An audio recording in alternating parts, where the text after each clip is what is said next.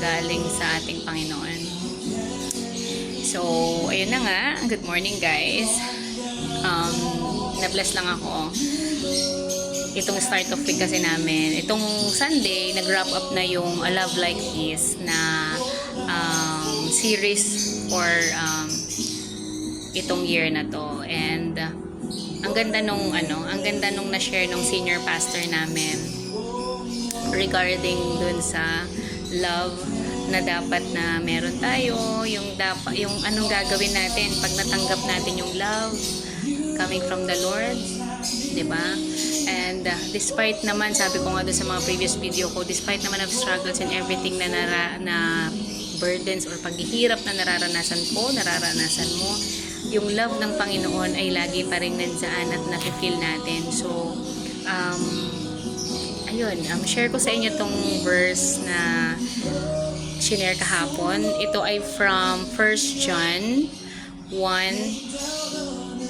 verses 19 to 21. Pabasahin ko sa Tagalog. Sabi dito, umiibig tayo sa Diyos dahil siya ang unang umibig sa atin. Ang nagsasabing mahal niya ang Diyos, ngunit nabubuot naman yan sa kanyang kapatid ay sinungaling. Dahil kung ang kapatid niya mismo na nakikita niya ay hindi niya mahal, paano niya magagawang mahalin ng Diyos na hindi niya nakikita? Kaya ito ang utos na ibinigay sa atin ni Kristo.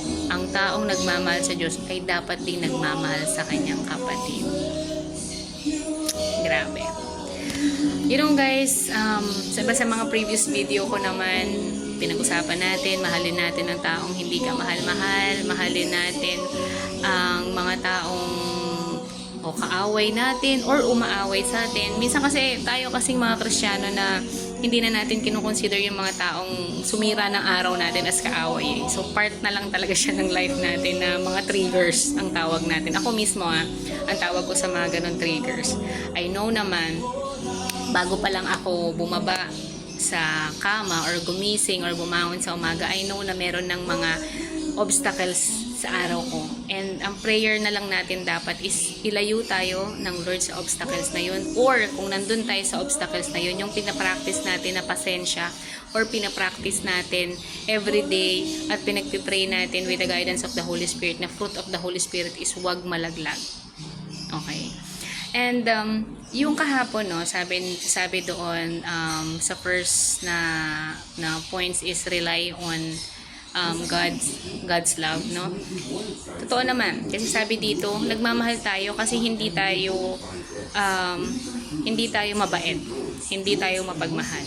Nagmamahal tayo kasi una tayong minahal ng Diyos. Una nating naranasan yung pagmamahal ng Diyos sa atin nung binigay niya sa atin ang Panginoong Hesus at tayo ay nadeklara ng walang kasalanan. Basta tayo lamang ay maniniwala na ang Panginoong Hesus ay nagkatawang tao, namatay sa krus, at siya ay nabuhay muli, at ipapangalap natin ang kanyang salita, tayo ay makakasigurado na may buhay na walang hanggang nag-aantay sa atin, at we are already free from sin. I-declare lang natin ang gospel sa buong mundo, sa sarili natin. Hindi lang natin basta alam, kung hindi, kailangan pinapasabuhay din natin ito. Kahit nahirap. Mahirap naman talaga. And, ayun. So, number 2, yung pag-ibig, yung ibigin natin ang kapwa or magmahal ay hindi siya optional. Hindi siya option kung hindi ito ay commandment. So, ito talaga ay nag-iisang choice lang natin. Magmahal tayo or else yung mga gusto natin ay hindi mangyayari. Pero hindi rin sinabi dito na mahalin mo lang yung may benefit ka, mahalin mo lang yung tumutulong sa'yo, mahalin mo lang yung mga malapit sa'yo. But all, mahalin mo lahat. Kahit hindi pa kamahal-mahal yan. Yun ang utos sa atin. That's a commandment.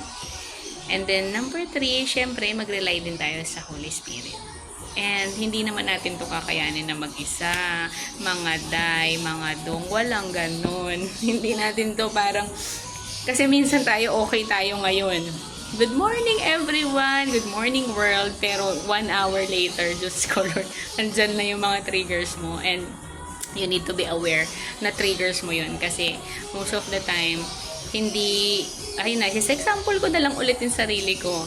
Minsan talaga, na yung tawag dito, yung trigger ko, alam ko na nga na yun ang trigger ko at may possibility talaga akong magalit.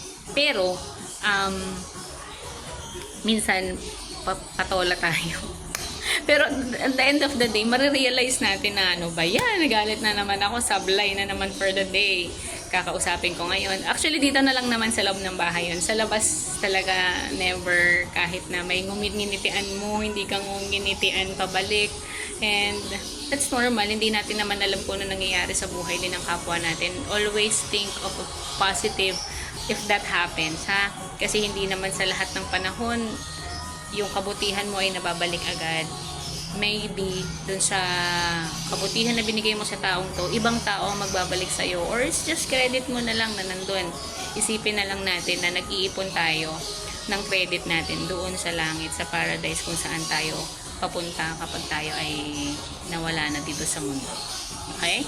So, ayun lang guys. So, basahin nyo yun sa 1 John 19 to 21. Ano ba to? 1 John 4 ba? 19 to 21.